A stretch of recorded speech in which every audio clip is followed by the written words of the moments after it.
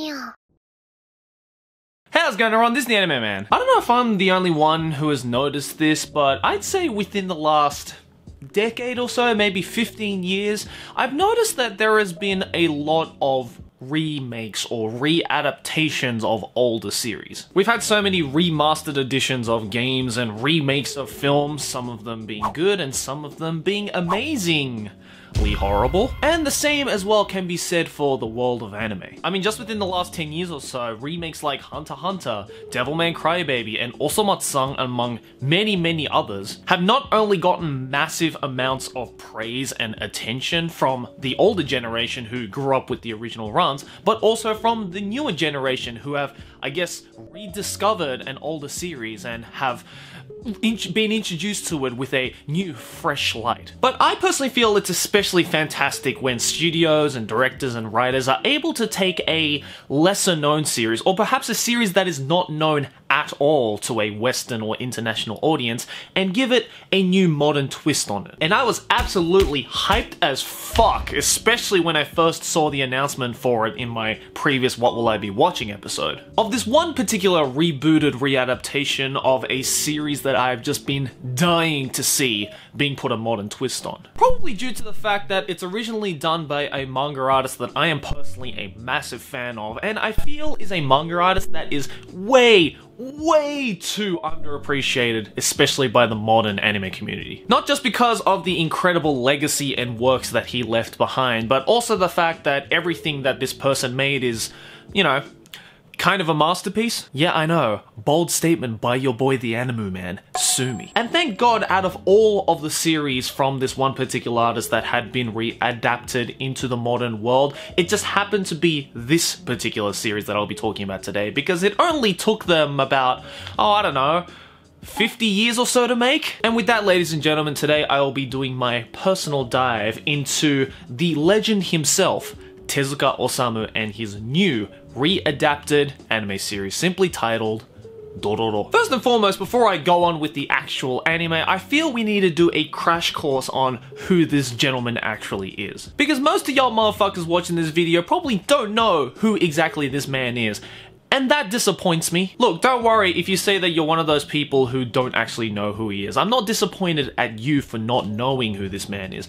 I'm disappointed more at the overall anime community. The fact that the older veterans, the old-time anime watchers haven't taught the youngins, the new freshmen of our community as to who this gentleman is and the legacy that he left behind. The fact that nobody has really spread his name around as much as I'd like to see it, that it makes me feel like a sad failed parent. So since no academic establishment is willing to pour their hard-earned government money into creating some sort of an anime history 101 crash course, allow your boy to take those reins. Tezuka Osamu was considered one of the most influential and important figures in anime and manga. His many works of manga, as well as his pioneering techniques and inventions of manga tropes, genres, and storytelling methods, earned him the colloquial title of the God of Manga. Yeah, this man that you're looking at right here, he's your god. Make sure you pray to him every day and every night before and after your daily manga and anime binge. Now, listing off everything that Tezuka Osamu ever made is a feat in itself, considering that if you exclude his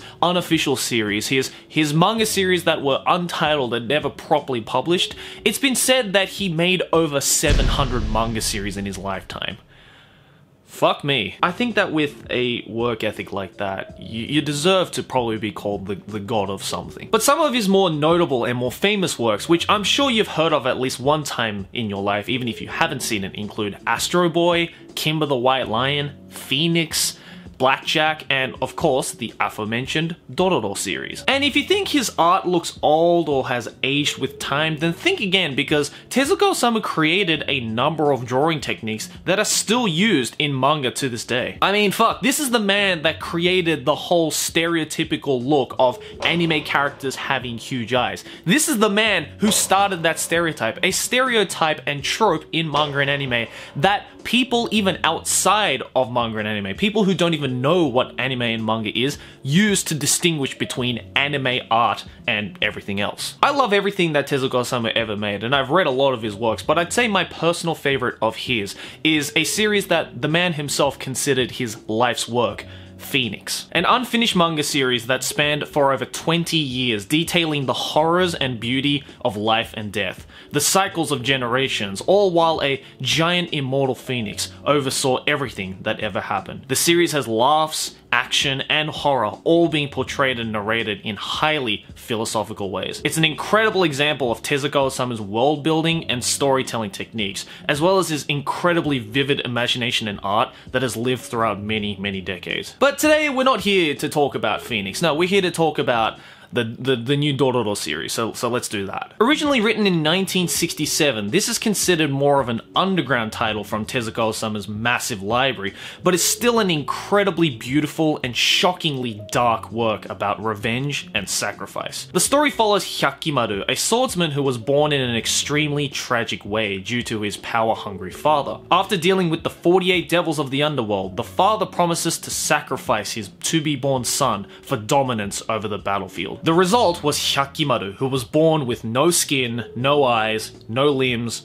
and no organs whatsoever. Yet the child survives and is given prosthetic limbs thanks to the help of a wandering medicine man, and is also equipped with powerful weapons built into his body. With his new body and life, Hyakimaru aims to find and slay all the demons to reclaim his body parts one by one, before finally confronting his father who did him wrong. Now, some of you might have heard that synopsis and have thought to yourself, wow, that doesn't sound like a series from 1967. And you're very right. If anything, this sounds more like a synopsis that you would hear in modern anime. It kind of has that little bit of a darkness to it, a twisted edginess, if you will, as much as I hate that fucking word, that you would find more in modern series, stuff that people today would get into. But once again, y'all motherfuckers seem to be underestimating the god of manga. He is a god after all. And I think it's because of this very dark and very gritty and twisted synopsis that it felt so natural to readapt into the new millennium. And even though the series only just started like literally last week, I can already tell you guys right now, this series is fucking awesome. Yes, only one episode has come out as of the recording of this video, but I would argue that first episodes are pretty goddamn important when judging a series, especially since the first episode is usually there to set the mood for the entire narrative, and gives you a lot of the times a pretty good idea as to what to expect for the rest of the series. And hey, I haven't always been wrong about these first episode analysis, alright? So you gotta give me some credit for that. I think it's safe to say that the folks over at MAPPA have done an incredible job in bringing the old feeling of the Tezuka Osamu art style and animation style back into the 21st century, while making sure to give a healthy dose of homages to old school Tezuka art styles, which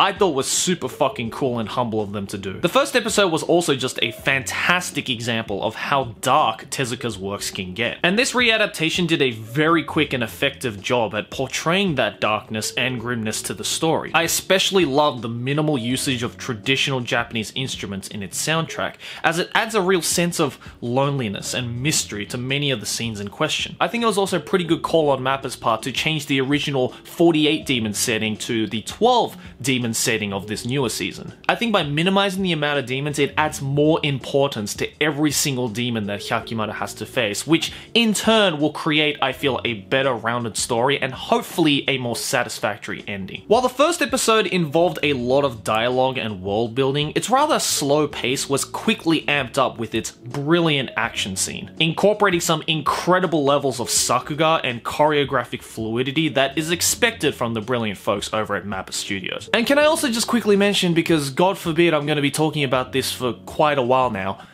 how good is that opening? The song itself is an absolute banger that incorporates a number of traditional Japanese instruments, but the imagery itself does a great job at, again, giving homage to the Tezuka manga style with its grayscale characters and artistic touches that are more common in drawing format than in animation. So far, this first episode by itself is an amazing readaptation that really helps shine light to just how ahead of the curve and timeless Tezuka Osamu's works are in this modern age. age. Now, there might be a few of you attentive viewers who are watching this video right now who may have noticed a particular word that I have been saying a number of times throughout this video. That's right, I've been saying readaptation, not adaptation. And that's because, as the title of this video suggests, there has actually already been an anime adaptation of the Dororo series, which was made, coincidentally enough, exactly 50 years ago. Airing in April 1969, this 26-episode anime adaptation is,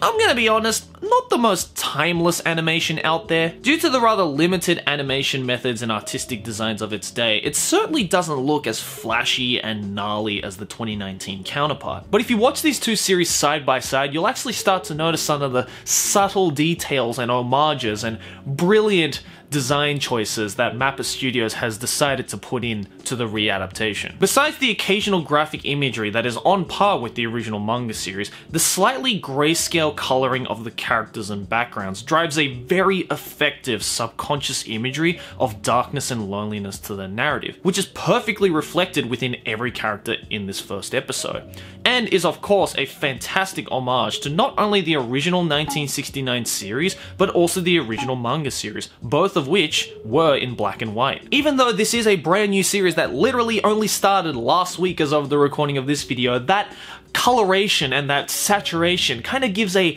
vintage feel to the entire series, a kind of an old school series. Like a finely aged wine, it's elegant yet deep and dark. Look, I'm Australian, I like to drink wine. Don't judge my horrible wine-based simile, alright? Oh, and if you thought that the new opening was banger, then you're gonna love the 1969 opening as well. It sounds so old school and honestly a little dumb, but it weirdly does a good job in portraying the wonkiness and strangeness of the narrative of the series. Sure, you might not be blasting it in your car or jamming out with it in your next karaoke session, or, you know, maybe you will, I'm not gonna judge. But you'd have to admit that even if you may not necessarily like the sound of it, it is kind of a nice song. It's a bit of a banger, not gonna lie. Look, maybe some of you watching this video are thinking that I am just jumping to the gun way too hard, especially considering that, you know, only one episode of this has come out and this winter season hasn't really even started fully. But look, you can judge me all you want, okay? This is the internet. You're free to do whatever you want. Because in all honesty, I am just so fucking hyped and happy at the fact that out of all of these readaptations of older manga and novels and stuff like that into the 2019 and 2018 anime sphere, that a legend like Tezuka Osamu was also able to get a little bit of a taste in that spotlight. And I'm not just saying that as a personal fan of Tezuka Osamu's works and legacy. I'm genuinely excited because hopefully with the success of this series and with people like me who geek out over manga from the 60s and 70s talking about the show like this, that it will get younger generations, the newer watchers of anime, to start an experiment with some older series that they perhaps would have never touched otherwise. Because there are so many amazing series out there from the past generations, why spend all your time just watching the new shit? Yeah, sure, I'm not gonna say that the newer stuff isn't worth your time. I mean, fuck, there have been so much great anime even within the past 10 years. But I feel that if you just watch the new shit, then you're missing out on so much rich history of manga and anime. The stuff that essentially helped build the anime industry to where it is today. So if you say you love anime and manga as much as you say you do, then why not go out and rediscover the history of manga and anime? Go and check out some older series from the 60s and 70s and 80s. Sure, you might not like a lot of it, maybe because of your personal preference, maybe you like some more newer type of series, and that's fine, but there's no harm, I feel, in at least giving it a go. And hey, you never know, within that journey, you might find a series from, you know, the mid-70s that you think is even better than any anime release within the last 10 years. But in any case, go watch Dororo. It's fucking amazing. I'm so excited for the next couple of episodes, and I just hope that it does live up to that hype and expectations that I expect from a Tezuka Osamu series. Go and read the manga for Dororo as well if you can get your hands on it. I highly recommend that series, and there's only 4 volumes of it, so it's a pretty quick and easy read. And you know, while you're at it, go check out the 1969 Dororo series as well. If you want to have a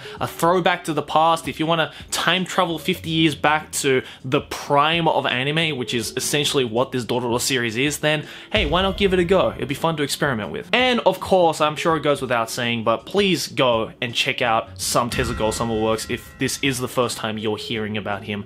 They may be old manga, but they're absolutely incredible stories. I, of course, have my personal recommendation, Phoenix, but everything else that he's done, Astro Boy, Kimber the White Lion, Blackjack, Buddha, those are some series of many series created by Tezuka Osamu that are absolutely banger of a read, so definitely go and check them out. Tezuka Osamu is a legend, his series are legendary, and I really just want an excuse to talk about more of his series, so if you'd like me to talk about more of his series, then make sure to smash that motherfucking like button, y'all! In any case, if you have seen the first episode of Dororo, or if you're watching this video in the future and have seen all of Dororo perhaps, let me know what you think about it. Did you love it? Did you hate it? Did this new series or this video perhaps get you to check out more Tezuka Osamu stuff? And if you are a fan of Tezuka Osamu, in which case, brother from another mother, then let me know what your favorite series from Tezuka Osamu was your favorite. I'd love to know all your thoughts and opinions on all that kind of stuff, so make sure to let me know all that kind of stuff in the comments below. And also a special thank you to my lovely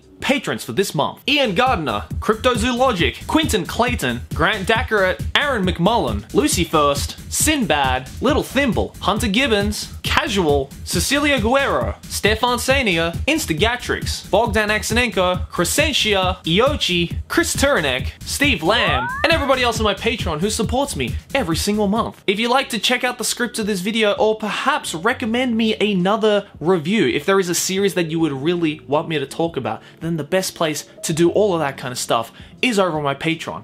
Patreon.com/TheAnimeMan. Support your boy if you want, and get your hands on some awesome rewards. But yeah, in all honesty, I do want to talk more about Tezuka Osamu, because again, as I said in this video, I feel that his stuff is just so underrated. Like, we need to talk more about this legend. Not enough people today are talking about Tezuka Osamu stuff. That makes me sad. I want to geek out about manga from the 60s and 70s, so please let me do it. Please give me your support. In any case, I'll see you in the next video. Like and favorite if you enjoy, subscribe for Anime Banner, keep watching anime. Ciao!